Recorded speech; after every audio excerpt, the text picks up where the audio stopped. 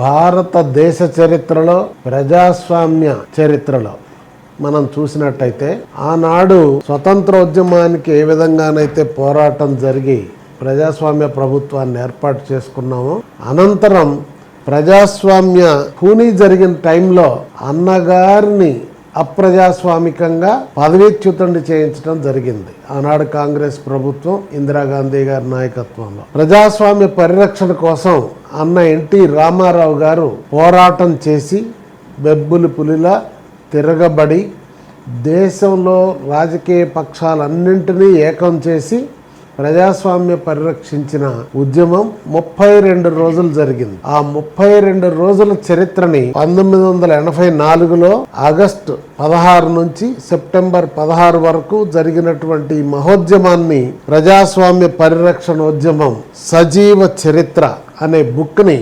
ఇటీవలనే నారా చంద్రబాబు నాయుడు గారు, మన ప్రియతమ నాయకుడు, ఆంధ్రప్రదేశ్ ముఖ్యమంత్రి గారు, అలానే మాజీ ఉపరాష్ట్రపతి శ్రీ వెంకయ్య నాయుడు గారు విజయవాడలో ఆవిష్కరించడం జరిగింది. దాని యొక్క ఆడియో ప్రతిని టీజర్ ఈరోజు మా అన్న ఎన్టీఆర్ లిటరేచర్ కమిటీ సలహాదారు మిత్రులు రామకృష్ణ బాబు గారిని లాంచ్ చేయవలసిందిగా కోరుతున్నారు.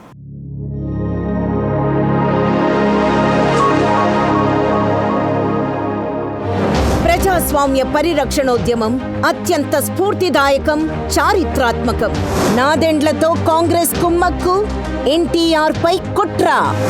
ఆంధ్రప్రదేశ్ గవర్నర్ రామ్లాల్ చే ఎన్టీఆర్ ప్రభుత్వం బర్తరఫ్. స్వాతంత్ర్య దినోత్సవం రోజే ప్రజాస్వామ్యం ఖూనీ. ప్రభుత్వాన్ని కొనసాగించే బలం తనకు అసెంబ్లీలో ఉందని ఎన్టీఆర్ చెప్పినా ఖాతరు చెయ్యని గవర్నర్ రామ్లాల్. కాంగ్రెస్ కుట్రపై జనం క్రోధాగ్ని. విద్రోహంపై సమరశంఖం పూరించిన ఎన్టీఆర్. గవర్నర్ రామ్లాల్ రాజీనామా. ఎన్టీఆర్ కి మద్దతుగా ఏకమైన కాంగ్రెసేతర ప్రతిపక్షాలు. రాష్ట్ర వ్యాప్తంగా భగ్గుమన్న ప్రజా ఉద్యమం. రాష్ట్రపతి ముందు ఎమ్మెల్యేల పరేడ్. ప్రజాభిమానం ముందు ఓడిన కేంద్రం మరియు నాదెండ్ల. ప్రజాస్వామ్య విజయం. తిరిగి ముఖ్యమంత్రి పీఠంపై అన్న ఎన్టీఆర్.